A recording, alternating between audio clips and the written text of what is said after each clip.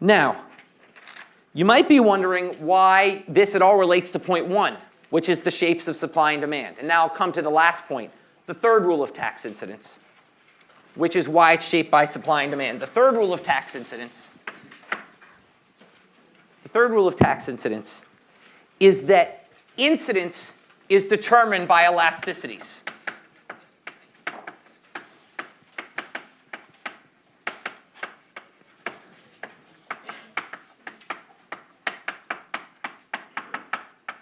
Incidence is determined by elasticities. So far, we've talked about a case where, regardless of who the tax is levied on, consumers bear 30 cents and producers bear 20 cents. But that is one of many possible outcomes.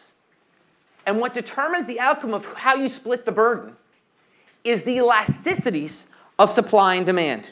So let's look at figure 3.6. Okay, to talk about who bears taxes. Okay, figure 3.6. In figure 3.6, we're going to just focus on the tax on the gas station. You should be able at your leisure to work out the same example with the tax on the individual, on the person, because remember, you get the same answer. Okay, you should be able to show yourself that at home. So let's just focus on the tax on the gas station. Let's start with a world of inelastic demand. What someone suggested, the gas is demanded inelastically. People have to drive a certain distance, and they have to get there in their car. They can't get there any other way. So gas, and there's no electric cars. So gas is perfectly inelastically demanded. In that situation, we now levy a 50-cent tax on the gas station. The gas station shifts their supply curve up 50 cents. And the price rises by the full 50 cents. Because the gas station can. They can rise by the full 50 cents. Previously, they couldn't rise it by the full 50 cents. So if you go back to figure 3.4, okay, here, the gas station couldn't increase the price from $1.50 to $2 because people wouldn't buy anymore. You were off the demand curve. You had to bring it back down to $1.80 to get them to buy. Okay? Well, here that's not true. Now you just go to the full $2. People have to buy because it's inelastic. So what are the tax burdens now? What's the consumer tax burden? Pre-tax price, which is $1.50, minus post-tax price, which is $2, plus they pay nothing. So it's 50 cents. Okay?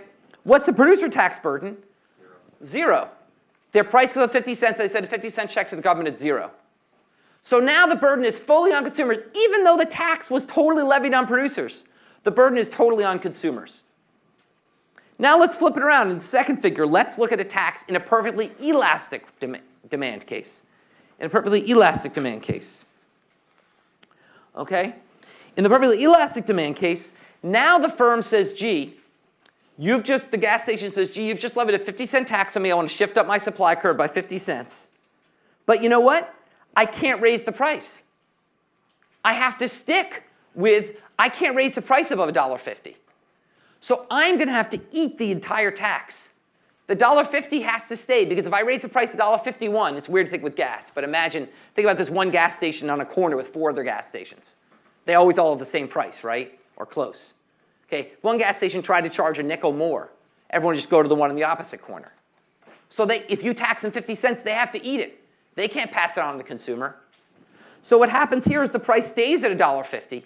The consumer burden is zero, because pre and post tax prices are the post-tax prices, say that 5 times fast, are the same. The producer burden is now the full 50 cents, because the price hasn't changed, but they have to send the 50-cent check into the government. So our fundamental rule is that elasticities determine incidence. Or the other way I like to think about it is stuck parties bear taxes. Slippery parties avoid taxes. Stuck parties bear taxes. Slippery parties avoid taxes. What I mean by that is if you're stuck, if you have to buy that insulin, then you can't avoid the tax. You're stuck with tax, and the supplier knows you are. So they're going to hit you for the full amount of the tax. If you're slippery, if you can just go across the street instead, you won't bear the tax because the supplier can't make you bear it. You say, forget it, I'm out of here. Okay? I like to think this, now this isn't the proper way to think about it, but a good intuition, proper mathematical way to think about intuition, think about it as negotiating power. Okay? Consumers have no negotiating power in the first case. So firms just screw them. In the second case, consumers have infinite negotiating power. So they screw the firms.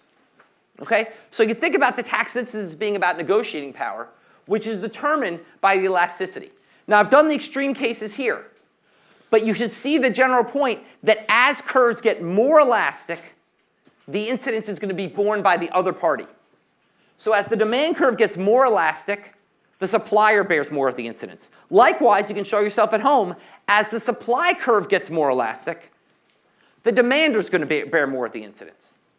Now we get to extreme weird outcomes, like when both are perfectly elastic or both are perfectly inelastic, and the answer is we don't know what to do then, because that doesn't actually exist. There's no such thing as perfectly elastic demand or perfectly inelastic supply.